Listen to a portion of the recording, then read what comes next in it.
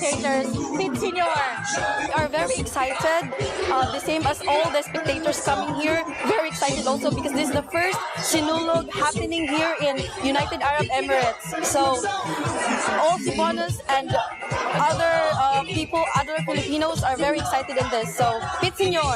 Congratulate yung organizers, in particular yung United Cebuano, no? Because this is promotion of Filipino culture and art. Papakita natin, hindi lamang amongst the Filipino community, more importantly, if we invite the international community, how rich the Philippines is in terms of cultural heritage and artistic tradition. Congratulations at mabuhay ang Pilipino. Oh, it's more fun in the Philippines, and now we're bringing the fun in the Philippines dito sa Dubai. So welcome Sinulog 2013, and I really hope, inshallah, na next year we are going to bring the real thing in cooperation with the DOT. So mabuhay tayo lahat. Enjoy!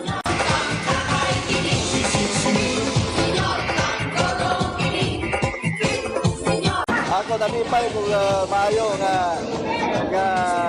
atong celebrate kining Sinulog there is UAE for the first time, and I'm very proud for all the Cebuanos, and in fact all the Visayas and Filipinos that came here today to celebrate with us.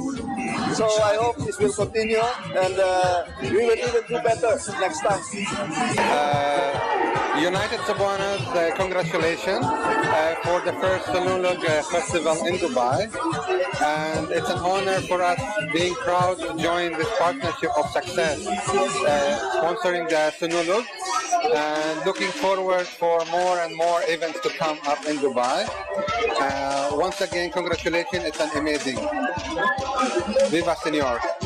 Yes, this is the first time to have a festival queen here in UAE, and we are so thankful for the United Cebuanos and FK Group to bring and celebrate of how it is being celebrated at home with Sinulog. Yeah, thank you very much. Maayong hapon kaninyo tanan. First of all, I would like to thank the Albara Real Estate for helping us achieving our vision to bring in the Cebuano culture here in Dubai, in the UAE in particular, and then in the Middle East as well. Now, I'm very proud and honored that we are working with Albara Real Estate, given the fact that all the employees are mostly Cebuanos. And then with the success of the Sinulog sa UAE, the first ever Sinulog, it's an honor, and our gratitude goes to the Albara Real Estate, our platinum sponsor.